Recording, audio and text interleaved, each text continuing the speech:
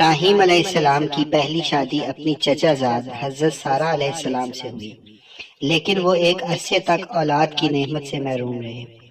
ایک دن حضرت سارہ علیہ السلام نے ان سے فرمایا، آپ حاجرہ سے نکاح کر لیں، شاید اللہ تعالیٰ ان کے بطن سے اولاد عطا فرما دے۔ دراصل یہ سب کچھ من جانب اللہ ہی تھا۔ چنانچہ آپ علیہ السلام نے حضرت حاجرہ کو اپنی زوجیت میں لے لیا، اور پھر شادی کے 1 سال بعد ہی انہوں نے حضرت اسماعیل علیہ السلام کو جنم دیا۔ اس وقت حضرت ابراہیم علیہ السلام کی جب حضرت حاجرہ علیہ السلام امید سے تھی تو فرشتے نے آپ علیہ السلام کو لڑکا ہونے کی نوید سنائی اور اسماعیل نام رکھنے کو کہا۔ حضرت اسماعیل علیہ السلام 1800 قبل مسیح میں پیدا ہوئے۔ حضرت ابراہیم علیہ السلام دعاؤں، آرزوؤں اور تمناؤں کے بعد پیرانہ سالی میں پہلے فرزند کی پیدائش پر خوشیوں کا بھرپور اظہار بھی نہ کر پائے تھے کہ انہیں ایک اور آزمائش سے گزرنا پڑا۔ وہ بحکم الہی نومولود لخت جگر اور فرما بردار بیوی کو ملک شام سے ہزاروں میل دور ایک ایسی وادی میں چھوڑ آئے کہ جہاں میلوں تک پانی نہ تھا، نہ چرند پرند، نہ آدم تھا، نہ آدم زاد۔ وادی فاران کے سنگلاخ کالے پہاڑوں کے درمیان تپتے صحرا کے ایک بوڑھے درخت کے نیچے اللہ کی ایک نیک اور برگزیدہ بندی اپنے نومولود معصوم بیٹے کے ساتھ چند روز سے قیام پذیر ہیں۔ جو زیادہ راہ ساتھ تھا ختم ہو چکا، ماں بیٹا بھوک پیاس سے بے حال ہے۔ ماں کو اپنی تو فکر نہیں، لیکن بھوکے پیاسے بچے کی بے چینی پر ممتا کی تڑپ فطری امر ہے۔ لیکن اس لک و دک صحرا میں پانی کہاں؟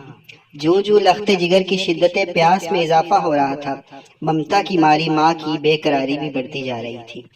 اسی حالت اضطراب میں قریب واقع پہاڑی صفا پر چڑھی کہ شاید کسی انسان یا پانی کا کوئی نشان مل جائے، لیکن بے سود۔ تڑپتے دل کے ساتھ بھاگتے ہوئے ذرا دور دوسری پہاڑی مروا پر چڑھی، لیکن بے فائدہ۔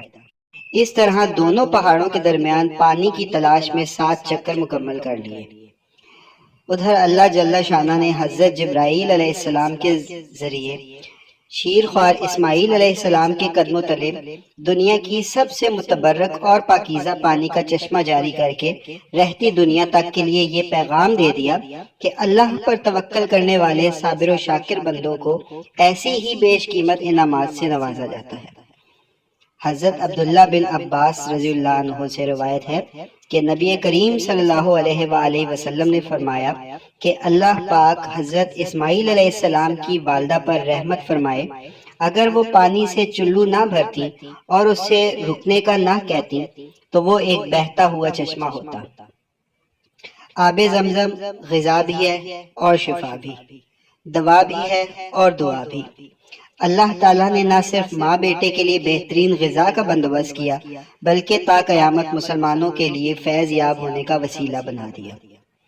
حضرت حاجرہ علیہ السلام اپنے صاحبزادے کے ساتھ وہیں رہ رہی تھی کہ ایک روز عرب کے قبیلے بنو جرہم کے کچھ لوگ پانی کی تلاش میں وہاں پہنچے اور حضرت حاجرہ علیہ السلام کی اجازت سے وہاں رہائش اختیار کر لی۔ پھر دوسرے قبائل بھی وہاں آ کر آباد ہوئے، اور یوں دیکھتے ہی دیکھتے وہ سنسان صحرا دنیا کے سب سے مقدس و متبرک اور عظیم شہر مکہ مکرمہ میں تبدیل ہو گیا۔ حضرت حاجرہ علیہ السلام نے بیٹے کی پرورش اور تعلیم و تربیت میں خصوصی توجہ دی۔ 13 سال کا طویل عرصہ جیسے پلک جھپکتے گزر گیا۔ حضرت اسماعیل علیہ السلام مکے کی مقدس فضاؤں میں آب زمزم پی کر اور صبر و شکر کی پیک کر عظیم ماں کی آغوش تربیت میں پروان چڑھتے ہوئے بہترین صلاحیتوں کے مالک خوبصورت نوجوان کا روپ دھار چکے تھے کہ ایک دن حضرت ابراہیم علیہ السلام تشریف لائے اور فرمایا، اے بیٹا، میں خواب میں دیکھتا ہوں کہ گویا تمہیں ذبح کر رہا ہوں، تو تم سوچو کہ تمہارا کیا خیال ہے؟ فرما بردار بیٹے نے سر تسلیم خم کرتے ہوئے فرمایا، ابا جان، آپ کو جو حکم ہوا ہے وہی کیجیے، اللہ نے چاہا تو آپ مجھے صابرین میں پائیں گے۔ حضرت اسماعیل علیہ السلام کا یہ سعادت مندانہ جواب دنیا بھر کے بیٹوں کے لیے آداب فرزندی کی ایک شاندار مثال ہے۔ اطاعت فرما برداری اور تسلیم و رضا کی اس کیفیت کو علامہ اقبال نے یوں بیان کیا ہے: یہ فیضان نظر تھا کہ مکتب کی کرامت تھی، سکھائے کس نے اسماعیل کو آداب فرزندی۔ حضرت ابراہیم علیہ السلام نے بیٹے کا جواب سنا تو انہیں سینے سے لگایا اور حضرت ہاجرہ کے پاس لے آئے۔ فرمایا: اے ہاجرہ، آج ہمارے نور نظر کو آپ اپنے ہاتھوں سے تیار کیجیے۔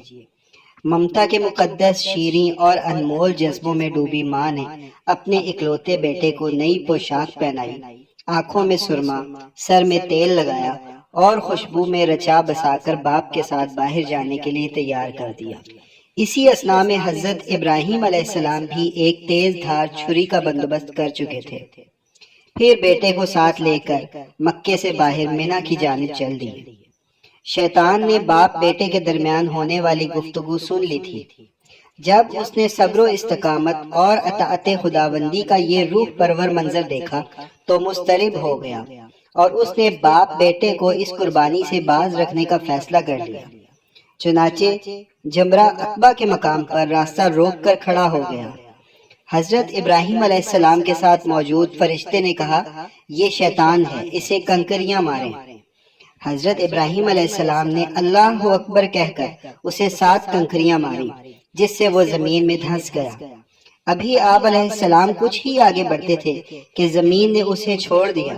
وہ جمرہ وسطیٰ کے مقام پر پھر ورغلانے کے لیے آ موجود ہوا۔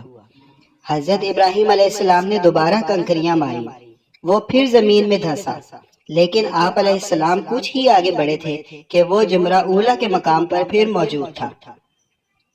حضرت ابراہیم علیہ السلام نے تیسری بار اللہ اکبر کہہ کر کنکریاں ماری تو وہ زمین میں دھنس گیا۔ اللہ تبارک و تعالیٰ کو ابراہیم خلیل اللہ علیہ السلام کا شیطان کو کنکریاں مارنے کا عمل اس قدر پسند آیا کہ اسے رہتی دنیا تک کے لیے حج کے واجبات میں شامل فرما دیا۔ شیطان اپنی ناکامی پر بڑا پریشان تھا۔ تینوں مرتبہ کی کنکریوں نے اس کے جسم کو زخموں سے چور کر دیا۔ اچانک اسے ایک نئی چال سوچی اور وہ عورت کا بھیس بدل کر بھاگم بھاگ حضرت ہاجرہ علیہ السلام کی خدمت میں حاضر ہوا اور بولا: اے اسماعیل کی ماں، تمہیں علم ہے کہ ابراہیم تمہارے لختے جگر کو کہاں لے گئے ہیں؟ حضرت ہاجرہ نے فرمایا: ہاں، وہ باہر گئے ہیں، شاہد کے اس دوست سے ملنے گئے ہیں۔ شیطان نے اپنے سر پر ہاتھ مارتے ہوئے کہا: وہ تیرے بیٹے کو ذبح کرنے وادی منی میں لے گئے ہیں۔ حضرت ہاجرہ علیہ السلام نے حیرت اور تعجب کا اظہار کرتے ہوئے فرمایا: یہ کیسے ممکن ہے کہ ایک شفیق اور مہربان باپ اپنے چہیتے اور اکلوتے بیٹے کو ذبح کر دے؟ اس موقع پر بے ساختہ شیطان کے منہ سے نکلا: وہ یہ سب اللہ تعالیٰ کے حکم کے لیے کر رہے ہیں۔ یہ سن کر صبر و شکر اور اطاعت و فرما برداری کی پیکر اللہ کی برگزیدہ بندی نے فرمایا: اگر یہ اللہ تعالیٰ کو حکم ہے تو ایک اسماعیل کیا، اس کے حکم پر 100 اسماعیل قربان ہیں۔ شیطان یہاں سے نامراد ہو کر واپس منی کی جانب پلٹا، لیکن وہاں کا ایمان افروز منظر دیکھ کر اپنے سر پر خاک ڈالنے اور چہرہ پیٹنے پر مجبور ہو گیا۔ وادی منی کے سیاہ پہاڑ، نیلے شفاف آسمان پر روشن آگ برساتا ہوا سورج، فلک پر موجود تسبیح و تہلیل میں مصروف ملائکہ، اللہ کی راہ میں اپنے متاع عزیز کی قربانی کا محیر العقول منظر دیکھنے میں محو تھے۔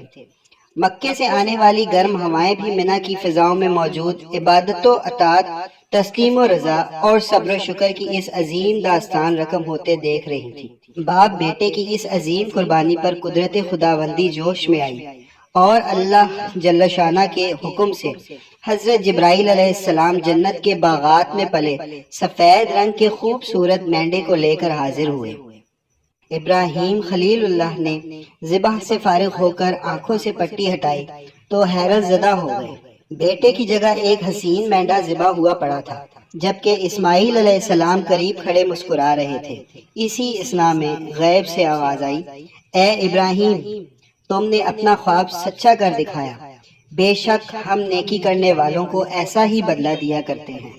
حضرت ابراہیم علیہ السلام اور حضرت اسماعیل علیہ السلام کے اس بے مثال جذبہ ایثار، اطاعت و فرما برداری، جرأت و استقامت، تسلیم و رضا اور صبر و شکر پر مہر تصدیق ثبت کرتے ہوئے اللہ تعالیٰ نے قرآن پاک میں فرمایا: اور ہم نے اسماعیل کی عظیم قربانی پر ان کا فدیہ دے دیا۔ اللہ رب العزت کو اپنے دونوں برگزیدہ اور جلیل القدر بندوں کی یہ ادا اس قدر پسند آئی کہ اسے اطاعت، عبادت اور قربت الہی کا ذریعہ قرار دیتے ہوئے قیامت تک کے لیے جاری فرما دیا۔